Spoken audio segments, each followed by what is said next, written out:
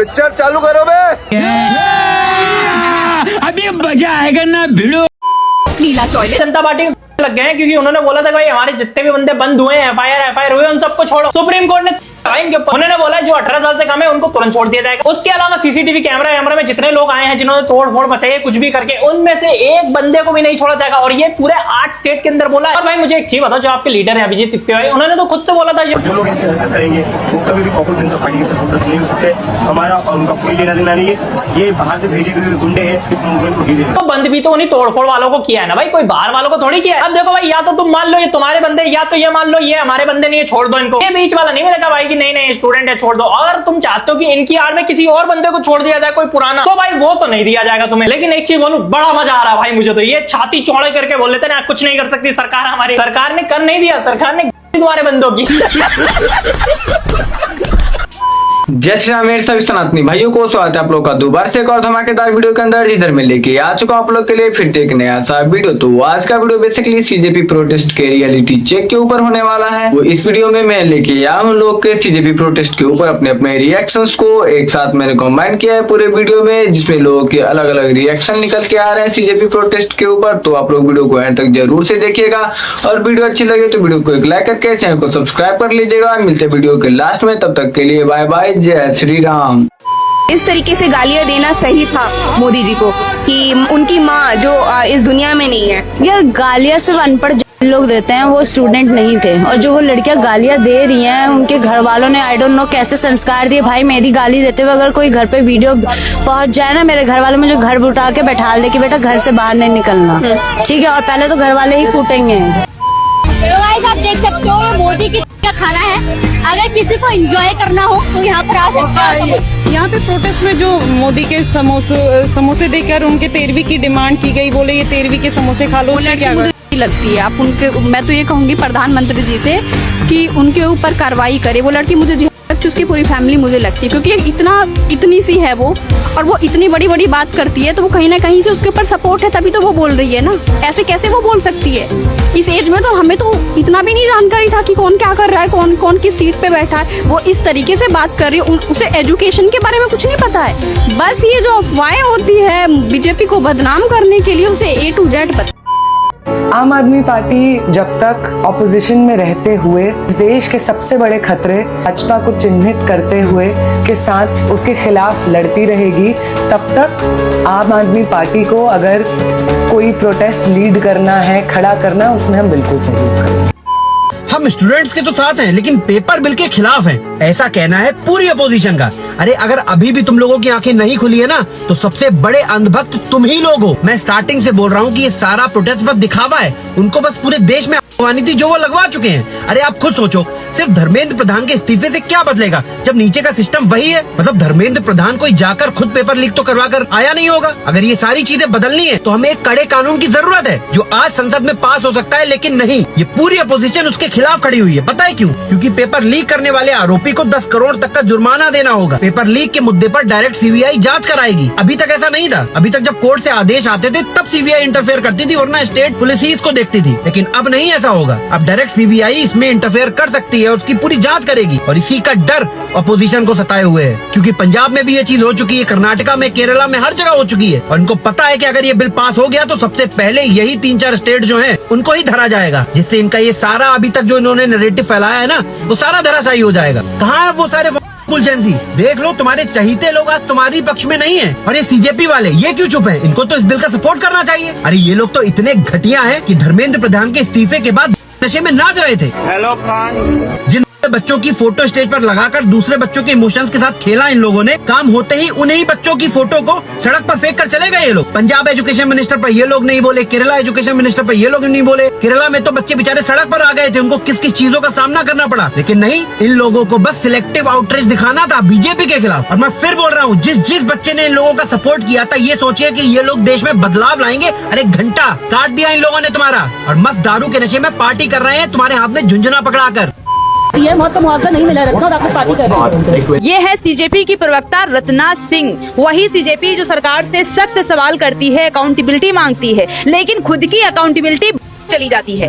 जब रिपोर्टर ने एक सख्त सवाल कर दिया कि जिन बच्चों की जान गई है उनको अभी तक मुआवजा भी नहीं मिला और आप लोग पार्टी कर रहे हो, तो रत्ना सिंह के मुंह से एक जवाब भी नहीं निकला। जवाब दीजिए, बट आप चुप नहीं रह सकती है। वहाँ तो मुआवजा नहीं मिला रखा और आप पार्टी कर रहे हो। इन लोगों के लिए बच्चों की जान की कोई कीमत नहीं है। इनका सिर्फ एक एजेंडा था, सरकार को झुकाना, धर्मेंद्र प्रधान का इस्तीफा लेना। इन लोगों के लिए बच्चों की जान की इतनी कीमत है कि जैसे ही धर्मेंद्र प्रधान का इस्तीफा हुआ, प्रोटेस्ट खत्म हुआ, तो जो मंच पर बच्चे की फोटो सजी थी जहां पर सोनम वांगचुक अनशन पर बैठे थे, उस फोटो को वहीं पर फेंक कर चले आए। लोगों ने फोटो फेंक रखी थी जो प्रोटेस्टर। और ये लोग ऐसे क्रांतिकारी हैं कि जब मीडिया सवाल करती है और सवाल का जवाब नहीं आता है तो मीडिया को गोदी मीडिया बोल देते हैं।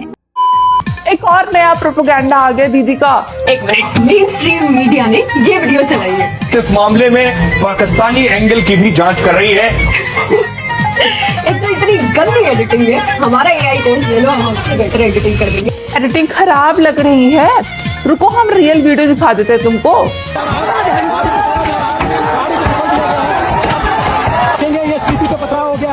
Imagine the amount of brain washing अपने व्यूअर्स से कर रही है झूठ बोल बोल के।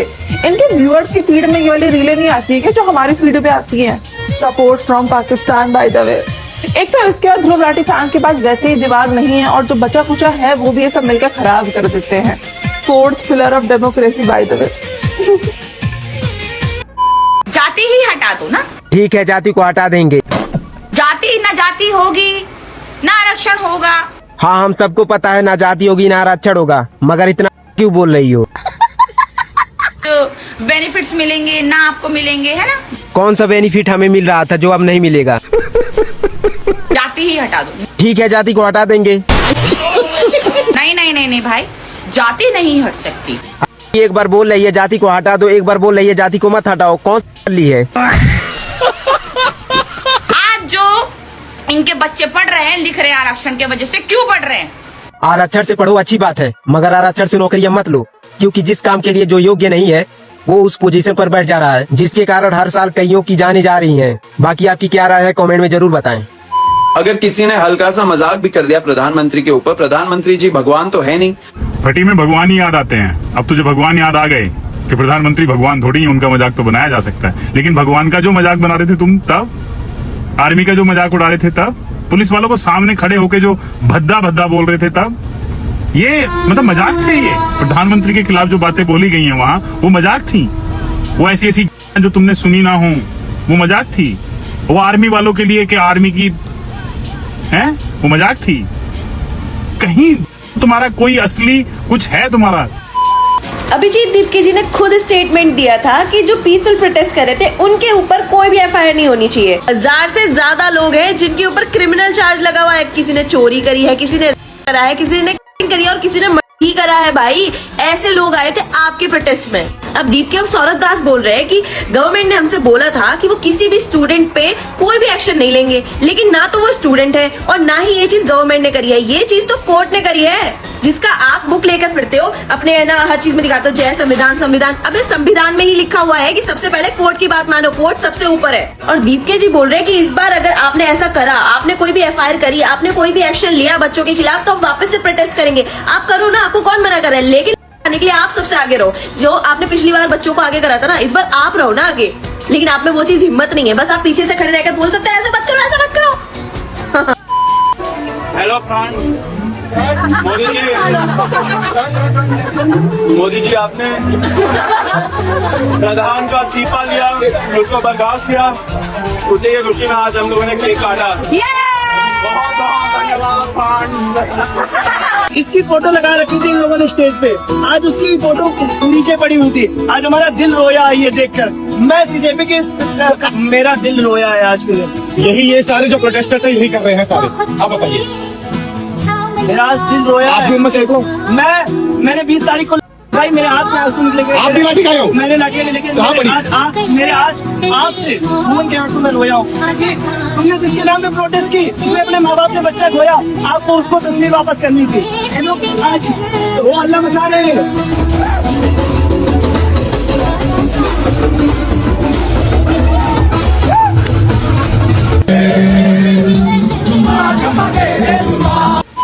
मुझे ये समझ नहीं आता ये जो अपोजिशन है ये अपोज करने के लिए है या फिर खुद को एक्सपोज करने के लिए, क्योंकि डे बाय डे ये अपने आप को एक्सपोज करे जा रहे हैं। ये है महुआ मोइत्रा, ये औरत ट्वीट करती है कि मुगल हिस्ट्री रेस करने के चक्कर में प्रधान जी खुद ही रेस हो गए। तो ये हमारे यूथ का जेंजी जो है, मतलब सब कुछ मैं कह रही हूँ, जिन लोगों के भेजे में ये बात घुस नहीं रही है। हमने तो पहले से ही कहा था कि इनका नीट वगैरह से कुछ लेना देना नहीं है, ये बस इतना चाहते थे कि मुगल हिस्ट्री, इनके बाप इनके अब्बों की हिस्ट्री हटा दी गई है, तो इसको जो है एजुकेशन मिनिस्टर को हटा देते हैं। इनकी प्रॉब्लम ये थी, पर लोगों को समझ ही नहीं आता, ये लेफ्ट लोगों को समझ ही नहीं आता। उसके बाद अगर इनका सच में नीट पेपर लीक से कोई नाता होता, इन्हें बच्चों की टेंशन होती, स्टूडेंट्स की परवाह होती, तो उसी एंटी पेपर लीक पे जो बिल आया है उसका विरोध क्यों कर रहे हैं ये अपोजिशन? पहले बाहर जाके रो रहे थे जंतर मंतर पे, उनका साथ दे रहे थे सीजीपी वालों को, तो हम तो स्टूडेंट्स के साथ है भाई, हम तो बहुत ही अच्छे लीडर हैं, हम जेनजी के साथ है, रेवोल्यूशन लाना चाहते हैं। तो उस बिल का अपोज क्यों कर रहे हैं? ये लोग क्या कर रहे हैं भाई? और इनको फॉलो कौन कर रहा है, इनको सपोर्ट कौन कर रहा है? और इन लोगों को समझ क्यों नहीं आ रहा कि ये कितने फ्रॉड लोग बैठे हुए हैं वहां पे।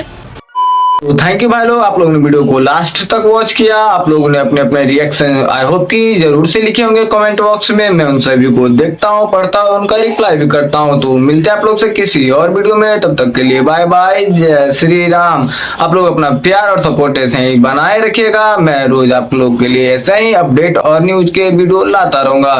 तो चलिए मिलते हैं, बाय बाय, जय श्री राम।